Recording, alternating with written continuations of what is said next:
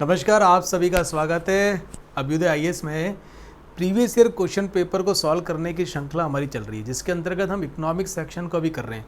Previous year question paper से मेरा क्या तात्पर्य है, यूपीएससी में आए हुए पिछले 10 वर्ष के जो ट्रेंड रहा है प्रश्नों का, उनको हम एक बार सॉल्व कर रहे हैं यहाँ पर इस सेशन में। देखिए, ये अपना चौथा सेशन है और इसमें हमने इकोनॉमी के मुद्राएं बैंकिंग का पहला टॉपिक लिया था और हम अध्यायवार इसको सॉल्व करेंगे। इसी क्रम में आज हम स्टार्ट करते हैं। देखिए, आपके स्क्रीन पर क्वेश्चन आ जाएगा। मैं क्वेश्चन एक बार रीड करता हूँ, आप स्क्रीन पे से रीड कर लीजिए, फिर हम उसको सॉल्व करने का प्रयास करते हैं। देखिए, क्वेश्चन है, आपकी स्क्रीन पर आ गया होगा। मैं प्रश्न पढ़ता हूँ, आप स्क्रीन पर प्रश्न पढ़िएगा।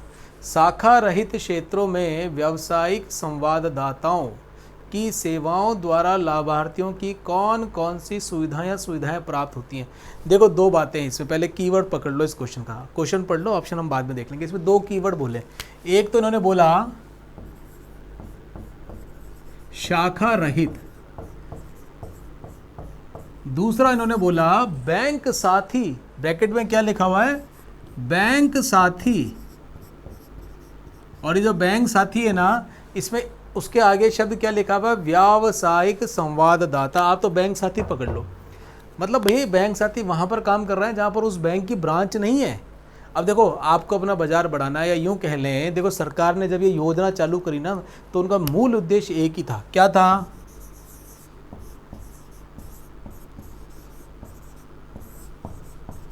वित्तीय समावेशन। क्या था?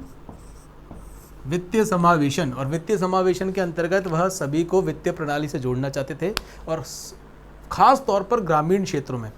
देखो, शाखा नहीं है वहाँ पर, ऐसा साथी कौन होता है? अपना फ्रेंड होता है ना, कि भैया जो आपसे बहुत फ्रेंडली होता है, आपसे बात कर सकता है, आप भी उससे खुल के बात कर सकते हो। ये बैंक साथी बनाया। इन्होंने क्या बोला कि भैया देखो, आप हमारे वित्तीय प्रणाली से जुड़ो, ये हमारा आपका साथी है जो गाँव में आपके मदद करने आया है, आपको आहरण करना, आपको जमा करना, वो ये बैंक साथी आपको सारे काम करवा देगा। ऑप्शन देख लो। अब देखो, इन शब्दों से ही आपको काफ़ी चीज़ें क्लियर हो जाएंगी। अगर आपको नहीं भी पता ना, तो मैं ये मान के चलता हूँ आप अपने सामान्य लॉजिकल रीजनिंग से इसको सॉल्व कर सकते हो। देखो, इन्होंने पहला ऑप्शन जो दिया है वह यह लाभार्थियों को अपने गांव में अपने सहाय्य और सामाजिक सुरक्षा लाभ प्राप्त करने योग्य बनाती है। बिल्कुल सही है। दूसरा, यह ग्रामीण क्षेत्रों में लाभार्थियों को धनराशि जमा करने व आहरण योग्य बनाती है। भैया साथी है, सरकार को वित्तीय समावेशन करना है, तो आपको पैसा विड्रॉ करना और जमा कराना में तो बैंक साथी काम करेगा ही करेगा। और किसी भी बैंक के ब्रांच का दो ही मुख्य कार्य होता है, पैसा जमा करना और उसको ऋण देना। दो काम मुख्य यही होते हैं ना। तो जहाँ पर शाखा नहीं है, वहाँ पहला काम तो जाके यही बोलेंगे ना, बैंक साथी से बैंक यही तो बोलेगी, ये तो वहाँ जा रहा है ना, एक काम तो क्या करना, लोगों को प्रेरित करना कि आप बैंक में जमा कराइए, है ना। आपका पैसा वहाँ पर सुरक्षित भी है, और बैंक उससे क्या कर सकती है, साख सृजन भी कर सकती है। और साथ साथ जितनी भी सरकार की सामाजिक सुरक्षाएं की योजना है, उनका लाभ बैंक साथी तुम जाके वहाँ दो। इस निमित्त ये कार्यक्रम चालू किए गए थे। देखो, इसके ऑप्शन हम देखते हैं तो दोनों ही सही हैं। तो ऑप्शन सी 1 व 2 इसका बिल्कुल सही उत्तर है। क्लियर? अगले प्रश्न पे चलते हैं। ये जो प्रश्न मैंने आपसे डिस्कस किया था 2014 का था। अगला प्रश्न क्या कह रहा है, भारतीय अर्थव्यवस्था के संदर्भ में निम्नलिखित में से कौन सा से सांविधिक आरक्षित आवश्यकताओं का के उद्देश्य है। 2014 का प्रश्न है, सांविधिक आरक्षित। देखो, आपको मैंने स्टैट्यूटरी लिक्विडिटी एक रेशो के बारे में समझाया था ना, तो उसमें मैंने आपसे डिस्कस किया था। मुझे नहीं लगता उसके बाद आप ये प्रश्न को ना कर पाएंगे, बिल्कुल कर पाएंगे। ये भी 2014 का प्रश्न है। मैं इसके ऑप्शन पढ़ता हूँ। देखो, आपको एसएलआर के बारे में मालूम ही है, स्टैट्यूटरी लिक्विडिटी रेशियो। अगर आप ये समझते हैं ना, तो इजीली क्वेश्चन कर देंगे। और मैंने आपसे बड़े विस्तृत रूप में ये डिस्कस किया है क्या। और देखो, एसएलआर क्या होता है कि आपसे आरबीआई ने कह रखा है कि भैया आपको इतनी राशि अपने यहाँ पर संभाल के रखनी है, अपने व्यावसायिक जो भी बैंक है उसके पास। और संभाल के किस रूप में रखनी है, आप सरकारी प्रतिभूतियां या बॉन्ड्स के माध्यम से संभाल के रखो।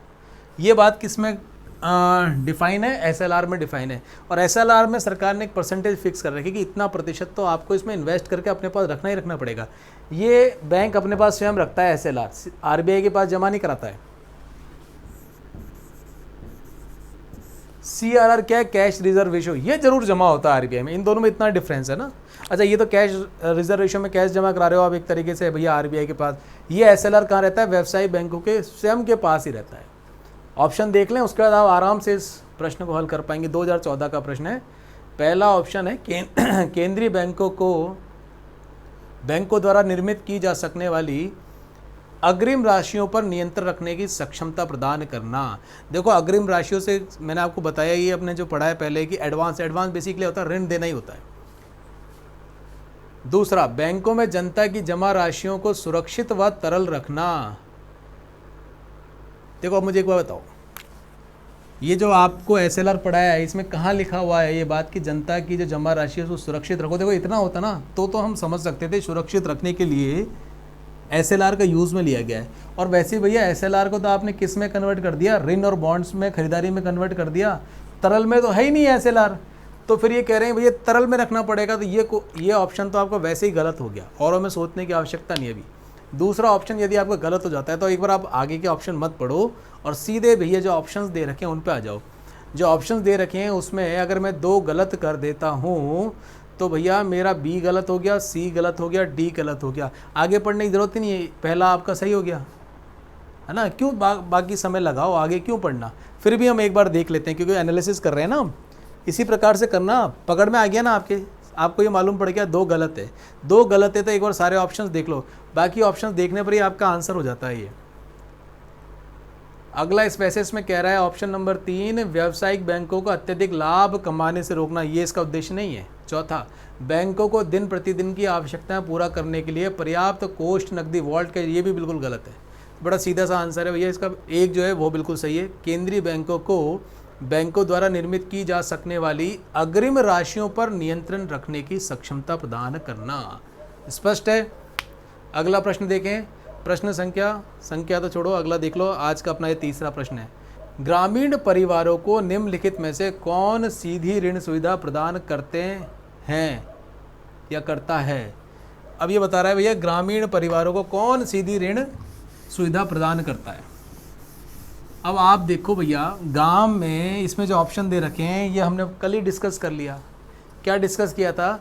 3 बैंकों के नाम दे रखा और इन्होंने ये बोला है कि भाई ये बताओ कि सीधी ऋण सुविधा कौन, डायरेक्ट, जैसे कि आप गए बैंक में और बोलते हैं भैया लोन चाहिए, इस प्रकार से सुविधा कौन प्रोवाइड करा रहा है? ऑप्शन देखो, आप आंसर कर देंगे इसका। पहला, क्षेत्रीय ग्रामीण bank, regional rural bank. Option 2, कृषि और ग्रामीण विकास के लिए राष्ट्रीय बैंक नाबार्ड। किसकी बात हो रही है? नाबार्ड की। देखो यहीं पर आपको रुक जाना चाहिए था। क्या? नाबार्ड जो है कल ही हमने बड़े प्यारे तरीके से पढ़ा है जो अपने फाइनेंशियल इंस्टीट्यूट्स हैं उनके माध्यम से नाबार्ड क्या करता है भैया? अपना लोन डिसबर्स करता है ना। ऐसा सच कोई गांव में ऑफिस नहीं है नाबार्ड का, कोई बैंक की तरह खुला हुआ नाबार्ड नहीं है। नाबार्ड के पास तो फाइल जाएगी और कौन भेजेगा? आपके व्यावसायिक बैंक भेजेंगे, सहकारी बैंक भेजेंगे, रीजनल रूरल बैंक्स भेजेंगे, ये भेजेंगे। उसके बाद नाबार्ड आपको ऋण देगी, प्रत्यक्ष ऋण नहीं देता है। तो दूसरा ऑप्शन तो आपका एक गलत हो गया। और यदि मैं ऑप्शंस में जाता हूँ तो अरे वाह, इसमें भी देखो जैसे ही मुझे मालूम पड़ गया 2 गलत है तो A, B और D ये तो तीनों आपके वैसे ही सीधे सीधे गलत हो गए। ऑप्शन C सही है। सो अगर आपको तीसरा ऑप्शन भी नहीं मालूम ना तो भी आपका आंसर सही हो जाएगा। वैसे तीसरा इन्होंने भूमि विकास बैंक बोला है, ये दीर्घकालीन ऋण प्रोवाइड कराता है ग्रामीण क्षेत्रों में। स्पष्ट है। चलिए अगले प्रश्न में चलते हैं। आप स्क्रीन पर प्रश्न पढ़िए, मैं लैपटॉप में देख लेता हूँ ठीक है। अगला प्रश्न है, भारत में बैंकों द्वारा प्राथमिक क्षेत्र ऋण दान से तात्पर्य किसको ऋण देने से है? अरे भैया प्रायोरिटी सेक्टर लैंडिंग की बात कर रहा है, प्राथमिक क्षेत्र की। जिन्होंने अपने इकोनॉमिक्स के लेसन देखे हैं ना वो एक झटके में इनको सही कर सकता है, एक झटके में। प्राथमिक क्षेत्र हमने डिस्कस किए थे कि कौन कौन से प्राथमिक क्षेत्र होते हैं।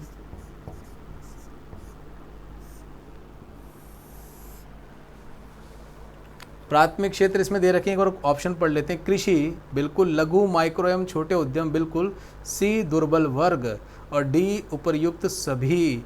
देखो ये तीनों ही प्राथमिक क्षेत्र में आते हैं।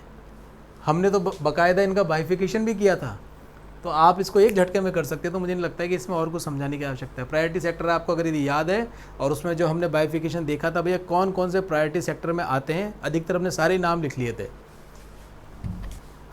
अगले प्रश्न देखते हैं। सामान्य कीमत स्तर में बढ़ोतरी निम्नलिखित में से किन कारणों से हो सकती है? देखो, सामान्य कीमत स्तर में बढ़ोतरी ये क्या होती है, ऑप्शन बाद में देखेंगे।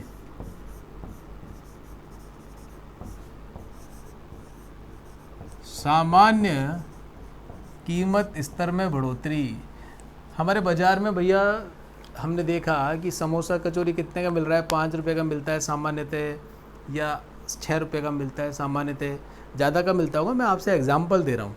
या आपने भाई सब्जी वाले की दुकान पे गए, आलू देखा आपने 10 रुपये किलो मिलता है, या आप और कुछ सामान लेने गए तो सामान्य जो उसकी कीमत आपको रोज़मर्रा में मिलती थी, 1-2 महीने से जो उसकी कीमत चल रही थी, और आपने सडनली देखा कि जितनी भी हमारी सामान्य कीमत स्तर है, सामान्य कीमत स्तर में ऐसा नहीं होता कि प्लस माइनस 1-2 रुपये होते रहते हैं, उसमें कोई दिक्कत नहीं है।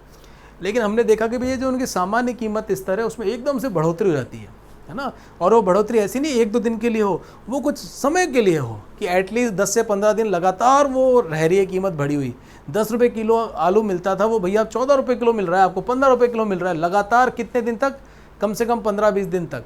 तो क्या बोलेंगे आप भैया, सामान्य कीमत स्तर, वस्तुओं और सेवाओं की सामान्य कीमत स्तर में क्या हो गई, रेट में बढ़ोतरी होगी, और कुछ समय के लिए हो रही है, 1-2 दिन के लिए नहीं, 10, 15, 20, 25 दिन के लिए हो रही है। तो इसको हम क्या बोलते हैं, ये हमने डिस्कस नहीं किया है, लेकिन फिर भी आप सब इसके बारे में सभी जानते होंगे। मुद्रास्फीति, इन्फ्लेशन क्या है भैया, इन्फ्लेशन। अब ये क्या कह रहे हैं कि ये बताओ भैया, ये जो इन्फ्लेशन है इसे कारण बोल रहा है कि कारण कौन कौन से हो सकते हैं। पहला, द्रव्य की पूर्ति में वृद्धि, मतलब कि भैया बाजार में पैसा ज़्यादा आ गया। ऑब्वियस सी बात है, बाजार में पैसा आएगा तो भैया कीमतें बढ़ जाएंगी, मतलब कि हमारी जेब में ज़्यादा पैसा है, हम खर्च कर सकते हैं, और जैसे ही ज़्यादा खर्च होने लगते हैं तो दुकानदार क्या करता है, भैया लोगों के पास पैसा खूब आ रहा है, दाम बढ़ा के बेचो। ऑप्शन 2 है उत्पादन के समग्र स्तर में गिरावट। देखो भैया, दालों का उत्पादन हुआ, खेती खराब हो गई, या दालों की फसल कम हुई, तो क्या होंगे, दालों के दाम बढ़ जाएंगे। तीसरी, प्रभावी मांग में वृद्धि। अरे भैया किसी की कोई मांग है, सपोज करो आपके एकदम से देखा, मालूम पड़ा आपको कि सोने के भाव बढ़ने वाले हैं, है ना, या फिर आपने देखा कि किसी की डिमांड बढ़ गई, जैसे कि डेंगू हो गया, डेंगू होने के टाइम पर पपीते के पत्ते थे, उसमें एकदम से भैया डिमांड बहुत ज़बरदस्त बढ़ गई और पिछले 2-3 महीने तक रही, तो आप क्या कहेंगे, डेंगू के पत्तों में भैया मुद्रास्फीति हो गई। क्यों? क्योंकि डिमांड बढ़ गई, उसकी डिमांड बढ़ गई। जिस भी प्रोडक्ट की डिमांड बढ़ती है 1-2 दिन के लिए नहीं भैया, ये मान के चलो कि कम से कम 15-20 दिनों के लिए अगर लगातार उसकी कीमत बढ़ी रहती है, तो हम क्या बोलेंगे कि भैया उसके सामान्य कीमत स्तर में बढ़ोतरी हो गई, जिसको हम बोलते हैं मुद्रास्फीति। इसका मतलब क्या हो गया, तीनों ही ऑप्शन ठीक है, डी 1, 2, 3, इसका ऑप्शन जो डी है वो सही हो जाएगा। स्पष्ट है, ज़्यादा कठिन नहीं था ना, लॉजिकल रीजनिंग थोड़ी सी लगानी थी, थोड़ा सा मुद्रास्फीति के बारे में आपको जानकारी अवश्य होगी, 10वीं 12वीं 11वीं में पढ़ाई हमने, और ग्रेजुएशन में हमने कहीं ना कहीं अखबारों में सुनते ही रहे। थोड़ी सी लॉजिकल रीजनिंग लगाने से आप ये प्रश्न हल कर जाएंगे। देखो 2013 के ये जो प्रश्न थे, ग्रामीण परिवार वाले, बैंकों में प्राथमिक क्षेत्र ऋण वाले, और ये सामान्य कीमत स्तर वाले, ये सामान्य स्टैंडर्ड के प्रश्न थे जिनको आप आराम से सॉल्व कर सकते थे। चलें आगे चलें। अगला प्रश्न आ गया भैया आपकी स्क्रीन पर, पढ़ लो इसको। भारतीय अर्थव्यवस्था के संदर्भ में खुला बाजार प्रचलन किसे निर्दिष्ट करता है? 2013 का प्रश्न है। ओपन मार्केट ऑपरेशन, मैंने आपसे ये भी चर्चा करी थी, ओपन मार्केट ऑपरेशन, और मुझे आपसे आशा है कि मुझे इसको आप देखते ही हल कर देने चाहिए। वैसे ओपन मार्केट ऑपरेशन क्या होता है, आरबीआई जो अपने साख नियंत्रण के लिए ओपन मार्केट ऑपरेशंस में अपने प्रतिभूतियों को बेचा खरीदा करता है, उस बाजार को ही ओपन मार्केट ऑपरेशन कहते हैं ना। ऑप्शन बी, वाणिज्यिक बैंकों द्वारा उद्योगों और व्यापार क्षेत्रों को ऋण देना। ये तो सिंपल ऋण देना है, इसमें तो भैया सरकारी प्रतिभूतियों का लेन देन होता है ना, अल्पकालीन और दीर्घकालीन जितनी भी सरकारी प्रतिभूति होती है उनका क्रय विक्रय होता है इस ओपन मार्केट ऑपरेशंस में। तो ये भी नहीं है। आरबीआई द्वारा सरकारी प्रतिभूतियों का क्रय और विक्रय, बिल्कुल सही लाइन जो हमने लिख रखी है ना कॉपी में नोट्स में, वो की वो लाइन है, और डी उपयुक्त में से कोई नहीं। तो हमारा ऑप्शन क्या हो गया, तीसरा सही हो गया, आरबीआई द्वारा सरकारी प्रतिभूतियों का क्रय और विक्रय। स्पष्ट है। चलिए अगले प्रश्न पे चलें। निम्नलिखित तरल परिसंपत्तियों पर विचार कीजिए, 2013 का प्रश्न है। तरल परिसंपत्तियों मतलब कि लिक्विड एसिड की बात कर रहा है। अंग्रेजी में इसलिए बोल रहा हूँ कि बाकी तो लिखा ही रहा है ना आपके तरल परिसंपत्तियाँ। अच्छा ये बताओ, ये तो लिक्विड है, फिक्स्ड कौन सी होंगी? जैसे मेरा मकान है, दुकान है, गाड़ी घोड़ा है, जो भैया स्थायी रूप से है, मशीनरी है, ये सब क्या कहलाती हैं? मेरी फिक्स्ड एसेट कहलाती हैं। और तरल में मेरी क्या कहलाएगी? जैसे मेरी जेब में जो कैश पड़ा है, जो मेरा कैश है, वो क्या कहलाता है? मेरा लिक्विड परिसंपत्ति कहलाता है। अच्छा क्या कह रहा है, इसके ऑप्शन देख लेते हैं। बैंकों के पास मांग जमा, पहला। अब मुझे एक बार बताओ, बैंकों की एसेट और लायबिलिटी हमने अच्छे से समझी थी ना। मांग जमा, यदि मैंने मेरा पैसा बैंक में जमा करा रखा है तो क्या वो बैंक की संपत्ति है कि नहीं? बैंक की वो लायबिलिटी है, उसका दायित्व बनता है कि भैया जिस दिन विकास जी पैसे मांगने आ गए आपके पास तो आपको देना पड़ेगा विकास जी को। स्पष्ट है? दूसरा ऑप्शन इसमें कह रहा है कि बैंकों के पास सावधिक जमा, बैंकों के पास सावधिक जमा। अच्छा ये क्या हो गया? एफडी फॉर्म में हो गई। तीसरा हो गया बैंकों के पास बचत जमा, और चौथा हो गया करेंसी। देखो अगर मैं इस क्वेश्चन के फॉर्मेट को समझता हूँ तो इन्होंने आगे एक नीचे लाइन और दे रखी है, इन परिसंपत्तियों का तरलता के घटते हुए क्रम में सही अनुक्रम बताना है। देखो इसमें बेसिकली आपको ये बताना है कि आप लिक्विडिटी फॉर्म में बताओ कि भैया सबसे ज़्यादा लिक्विड कौन है, उसके बाद कम कौन है, उसके बाद और कौन कम है, उसके बाद और कौन कम है। ठीक है, जो पहला ऑप्शन में बैंकिंग पढ़ा रहा था अभी आपको, तो बैंकिंग के परिप्रेक्ष्य में बात करने लग गया, लेकिन हमें इसमें ये बताना है कि भैया लिक्विडेट फॉर्म में सबसे कम कौन सा है। तो इसमें ऑप्शन यदि मैं देखता हूँ तो भैया देखो इसमें सबसे लिक्विड जो रहता है ना, जेब में करेंसी आपके पास पड़ी तो सबसे लिक्विड है करेंसी। लिक्विड ही है ना, तुरंत गए सामान खरीदने, आपने पैसा दिया और सामान खरीद के लिया है, तो ये क्या कहलाएगा? सबसे ज़्यादा लिक्विड कौन सा है? करेंसी। अच्छा इसके बाद कौन सा आता है? फिर मैं ऑप्शन देखता हूँ तो इसमें आता है बैंकों के पास बचत, सावधिक और मांग जमा। अच्छा मुझे बताओ मांग जमा क्या होता है? अगर आपने जो पैसा जमा कर रखा है वो मांग जमा में आता है। सीधे गए और बोला कि भैया मेरा पैसा दो, चेक लगाया, एटीएम लगाया, उससे क्या तुरंत पैसा लेके आ गए आप, तुरंत पैसा लेके आ गए आप, समझ गए? तो भैया इसके बाद हो गया बैंकों के पास आपका मांग जमा, ये हो गया भैया आपका मांग जमा।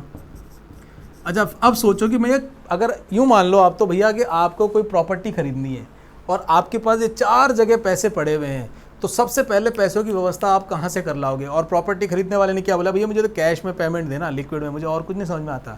तो आपके पास जो करेंसी पड़ी है वो तो सबसे पहले लिक्विड है। फिर आपने सोचा भैया बैंक में जो मेरा पैसा पड़ा हुआ है जाके एटीएम से विड्रॉ करके ले आता हूँ, तो तुरंत आप ये करके लिया है।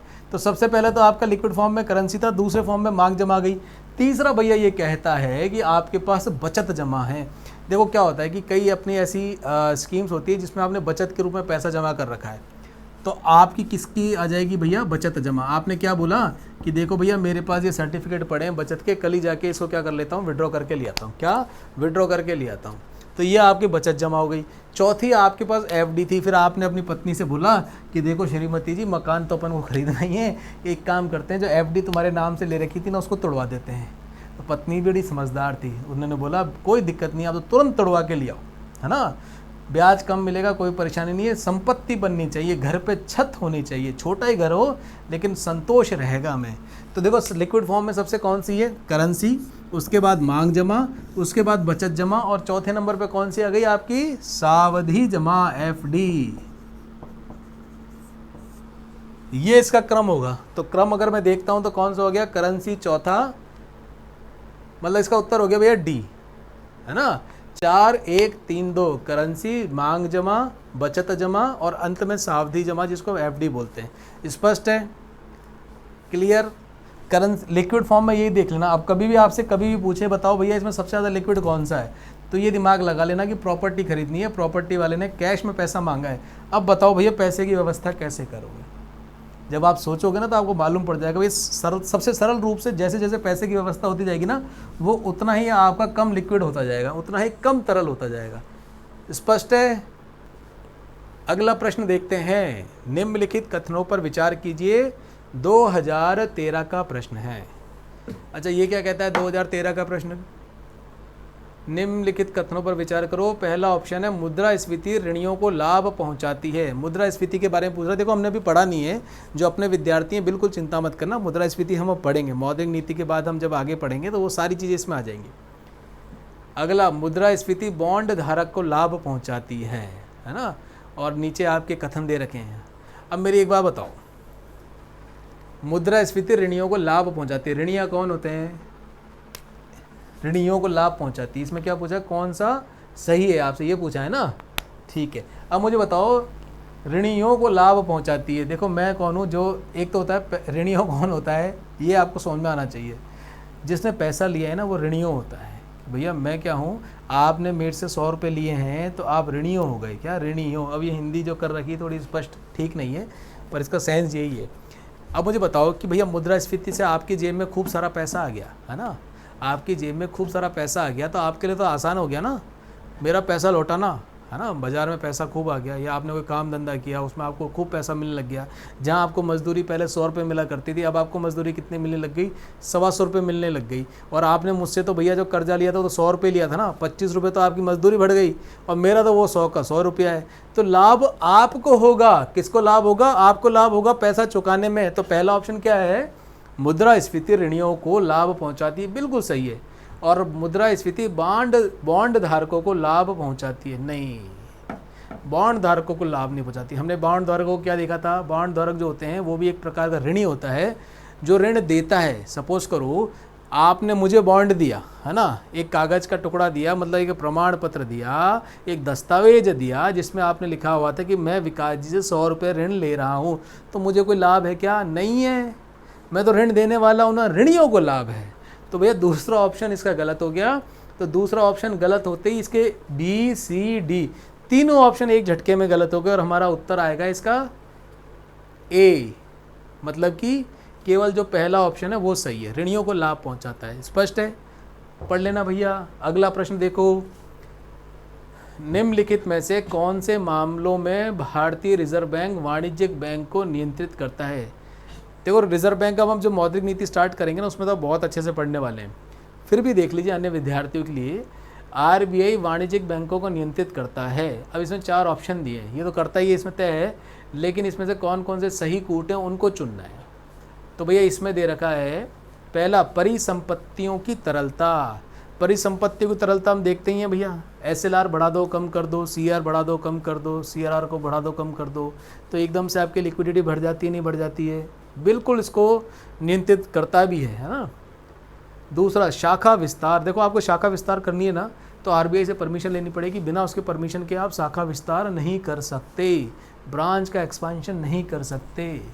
तीसरा ऑप्शन बोल रहा है बैंकों का विलय, बिना आरबीआई की मंजूरी के बैंकों का विलय भी नहीं होगा। चौथा, अगर आपने बैंकिंग कार्य अब समाप्त कर दिया, समापन कर दिया, तो भी बिना आरबीआई की मंजूरी के आप नहीं कर सकते। तो भैया तो चारों ही बिल्कुल सही हैं। ऑप्शन देख लेते हैं, डी सही है, 1 2 3 4, दिमाग लगाने की आवश्यकता ही नहीं है। समझ गए, क्लियर है। पुनः एक बार रिवाइज कर दूं। देखो भैया परिसंपत्तियों की तरलता से मेरा क्या आशय है, जैसे कि आप कैश रिजर्व रेशियो है, SLR है, इनको कम ज़्यादा करते हो तो आपकी तरलता बढ़ जाती है ना। ये कौन करता है, आरबीआई करता है। इसके बाद आपको बोला नई शाखाओं की स्थापना, ये भी बिना इसकी अनुमति के नहीं कर सकते, और आपको एकीकरण करना हो, विलय करना हो, तो भी भैया आरबीआई की अनुमति के नहीं कर सकते। चारों इसके काम है। स्पष्ट है। अगले प्रश्न पे चलते हैं। 2013 का था ये। अगला प्रश्न है, बैंक दर में वृद्धि सामान्यतः इस बात का संकेत है कि, अब देखो इसमें टर्म आ गया बैंक दर, है ना, क्या आ गया, बैंक दर। ये भी आप अच्छे से जानते हो। देखो जो विद्यार्थी अभी हमसे पढ़ रहे हैं, वैसे अन्य विद्यार्थियों को भी इसके बारे में मालूम होगा, पर ये तो हम जनरलाइज सबके लिए भी बात कर रहे हैं ना, तो इसलिए बैंक दर एक बार डिस्कस कर लेते हैं। बैंक दर क्या है भैया, आपकी ये बैंक है और ये कौन है, बैंकों के पापा जी आरबीआई, बैंकों का बैंक आरबीआई। अरे भैया एक बार बताओ, बैंक दर क्या होती है, जब ये जो बैंक है ना इस आरबीआई से पैसे लेके अपने पास आता है ना, तो जो कैश लेके अब इससे जो ऋण लेके आता है, और जिस दर पे ये ऋण लेके आता है उसी दर को क्या बोलते हैं, बैंक दर बोलते हैं। देखो अभी वर्तमान में बैंक दर की इतनी उपयोगिता नहीं रही, अब तो क्या रिवर्स रेपो और रेपो रेट के माध्यम से अब हमारे यहाँ पर तरलता को और मुद्रास्फीति को भैया आरबीआई कंट्रोल करने लग गई है ना। फिर भी बैंक दर यही होती है कि जो व्यवसायी बैंक हैं आरबीआई से जो ऋण लेके आते हैं, जिस दर पर लेके आते हैं उसी को बैंक रेट बोलते हैं। स्पष्ट है। और भैया बैंक ऋण लेके आएंगे तो उसमें ध्यान रखना, ये सरकारी प्रतिभूतियाँ देते हैं और उसके बदले में ऋण लेते हैं, कुछ ना कुछ देना पड़ेगा ना आपको, बिना उसको तो ऋण देगी नहीं। तो बैंक दर में यही होता है। ऑप्शन देख लेता हूँ मैं भैया एक बार, ऑप्शन देख लेते हैं इसका। ए, ब्याज की बाजार दर के गिरने की संभावना है। अरे भैया मुझे एक बताओ, बैंक दर में यदि वृद्धि हो गई, अगर बैंक है जो हायर रेट पे लोन लेके आ रहा है, तो मुझे एक बताओ, ये कोई पागल लेके जो कम रेट पे रेट ऑफ इंटरेस्ट पे आगे लोन देगा? ये भी अधिक रेट ऑफ इंटरेस्ट पे लोन देगा। मैं इस बैंक के पास लोन लेने गया तो इस बैंक ने क्या बोला, देखो विकास जी, अगर आप पिछले महीने हमसे लोन ले लेते तो हम आपको 1% कम ब्याज दर पर लोन दे देते। तो मैंने कहा अभी क्या हो गया? अजी साहब अभी ये हो गया कि जो हमारे बैंक आरबीआई से लोन लेके आई है ना, अधिक दर पे लेके आई है ना, अधिक ब्याज दर पे लोन लेके आई है, तो उसका मतलब क्या हो गया, हम आपको भैया ज़्यादा रेट ऑफ इंटरेस्ट पे लोन देंगे। तो पहला ऑप्शन तो आपका क्या हो गया भैया, बिल्कुल ही गलत हो गया। केंद्रीय बैंक अब वाणिज्यिक बैंकों को कर्जे नहीं दे रहा। अरे भैया बैंक दर का इससे क्या लेन देना? सी, केंद्रीय बैंक सुस्ती मुद्रा नीति का अनुसरण कर रहा है। अरे भैया सुस्ती मुद्रा नीति में तो क्या होती है भैया कि आपकी जो बैंक दर है ना ये कम हो जाती है। चौथा, केंद्रीय बैंक महंगी मुद्रा नीति का अनुसरण कर रहा है। बिल्कुल महंगी मुद्रा नीति, मुद्रा महंगी दे रहा है ना, रेट ऑफ इंटरेस्ट बढ़ा दी ना, आपको मुझसे पैसा लेना है तो भैया अधिक ब्याज दर पे दूंगा मैं। तो ऑब्वियस ही बात है भैया, चौथा ऑप्शन इसका क्या है, सही है, बाकी के तीनों बिल्कुल गलत है।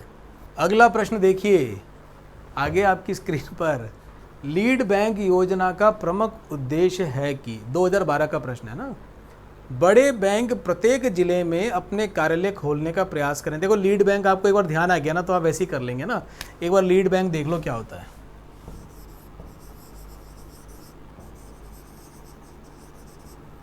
वैसे लीड बैंक एक पुरानी योजना है, 1969 में आई थी। कब आई थी? 1969 में आई थी।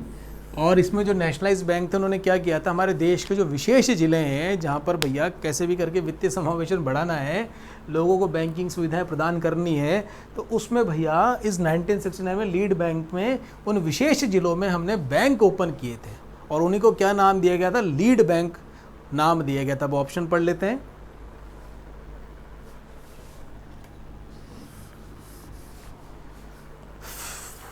ऑप्शन है इसके मेरे प्यारे बच्चों, ए, बड़े बैंक प्रत्येक जिले में अपने कार्यालय खोलने का प्रयास करें। नहीं भैया ये उद्देश्य नहीं था। बी, विभिन्न राष्ट्रीयकृत बैंकों में कड़ी प्रतिस्पर्धा हो नहीं। अरे विशेष जिलों में खोलने हैं, विशेष जिले ऐसे होते हैं जहाँ पर भैया बहुत बड़ा कोई आपको व्यापार धंधा करने वाली कम्युनिटी या व्यापार धंधा करने वाला जिला नहीं होता है, तो भैया वहाँ पर तो प्रतिस्पर्धा कैसे करोगे, जल्दी से कोई जाना ही नहीं चाहता।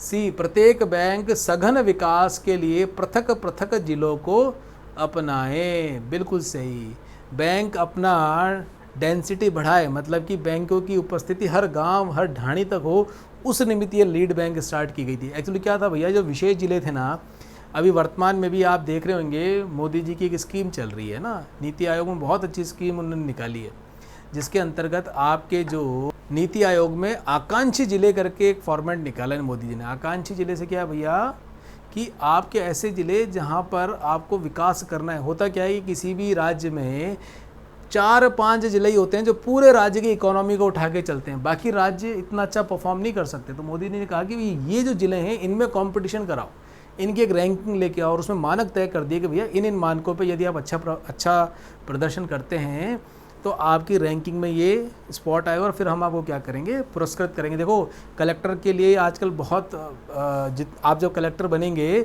तो आपके लिए देखना प्रायोरिटी पे रहेगा कि भाई कैसे भी करके मैं अपने डिस्ट्रिक्ट को, यदि आप आकांक्षी ज़िले में आपकी पोस्टिंग होती है तो आप अपने ज़िले को कैसे उत्कृष्ट करके लेके जा पाएंगे और इस रैंकिंग में, आकांक्षी ज़िलों की रैंकिंग में कैसे वो टॉप पे लेके जाएंगे, देखना आपको खूब प्रयास रहेगा। और वैसे ही भैया जो ये जो भारतीय लोक सेवा के जितने भी अधिकारी होते हैं ना, ये सामान्यतः सेंटर की स्कीमों पे ज़्यादा जोर देते हैं, क्योंकि आप एम्प्लॉय तो सेंटर के हो, स्टेट के नहीं हो। स्टेट में तो आपकी पोस्टिंग है, ठीक है। तो इसका ऑप्शन हो गया सी, सही हो गया। प्रत्येक बैंक सघन विकास के लिए पृथक पृथक जिलों का अपनाएगा। स्पष्ट है? चलिए यहाँ तक हमने कर लिए, 2012 तक के हमने प्रश्न देख लिए मुद्रा एवं बैंकिंग के। अब हम भैया कल से एक नया टॉपिक लेंगे इकोनॉमिक्स का ही, जिसमें हम ऐसी तरीके से पिछले 8-9 सालों के 10 वर्षों के प्रश्नों को लेंगे, जिसके माध्यम से मेरे प्यारे बच्चों आपको ध्यान में आ जाएगा कि प्रश्नों का ट्रेंड क्या रह रहा है। ठीक है मित्रों, कि मुझे ये तो मालूम पड़े कि भैया जो मैं तैयारी कर रहा हूँ तो उस तैयारी में जिस भी टॉपिक को पढ़ूँ तो उसमें किस किस चीज़ों पर मुझे ध्यान देना चाहिए, जो एग्जामिनर है वो क्वेश्चन कैसा फ्रेम कर रहा है, ये आपको ध्यान में आना चाहिए। और मेरा मूल उद्देश्य यही था कि आपको ये तो पता हो कि भैया प्रीवियस ईयर के क्वेश्चंस आते कैसे हैं। अगर यही नहीं मालूम तो हम तैयारी किस स्ट्रैटेजी से कर रहे हैं। चलिए इसी आशाओं के साथ कि आप इसको गंभीरता से लेंगे, प्रीवियस ईयर क्वेश्चंस को भैया सारे देख लेना। मैं तो कहूँगा कि आप कोई भी अगर एमसीक्यू सॉल्व करें उससे पहले इन प्रीवियस ईयर क्वेश्चंस को निपटा लो, एक बार 2 बार निपटा लो, और इसी आकांक्षा के साथ कि आप इसको ज़रूर करेंगे और अभ्युदय आईएएस को आप खूब सारा प्रेम और प्यार देंगे और साथ साथ लगे रहेंगे तैयारी में। और मेरी भी आशा है कि आप 2021 में ऐसे जैसे प्रश्न हम तुरंत सॉल्व कर रहे हैं पढ़ने के बाद, तो जो भी पेपर आएगा उसको भी अच्छे से सॉल्व कर जाएंगे। प्रिय दोस्तों, अभ्युदय आईएएस को ऐसे प्यार स्नेह देते रहो। और मैं अपने पूरे हमारी बेसिकली अब जो हमारी टीम बन चुकी है, ये टीम पूरी सुदृढ़ता से तुम्हारे साथ लगी रहेगी, इसमें तय करके मान के चलना, और तुम्हारी सफलता को 2021 में लाके ही रहेगी। बस क्या करना, कम पढ़ना और जितना बताया उसको ढंग से कर लेना। जितनी मेहनत आप कर रहे हो ना, तय मान के चलना, उससे कम मेहनत यहाँ पर भी आपकी जो ये टीम है अभ्युदय आईएएस की, ये नहीं करेगी। तो इसको भैया जितना भी अपना प्यार दो, लाइक करो, शेयर करो, जिससे भैया एक बार अपना बेस बने तो अपनी सस्टेनेबिलिटी निकल जाएगी। नहीं तो भैया सस्टेन करना भारी है आज के टाइम पे। चलिए फिर भी कोई बात नहीं, ये हमारी साइड छोड़ दो, आप तो अच्छे से तैयारी करो। लेकिन अभी तो चलिए, शुभ रात्रि मेरे प्यारे दोस्तों। ये रात में वीडियो रिकॉर्ड हो रहा है ना, इसलिए शुभ रात्रि है। हो सकता है कि पोस्ट ही हो गए आपको कल सुबह मिले, लेकिन अभी रात्रि में भैया रिकॉर्ड किया तो अभी बोल दें आपको शुभ रात्रि।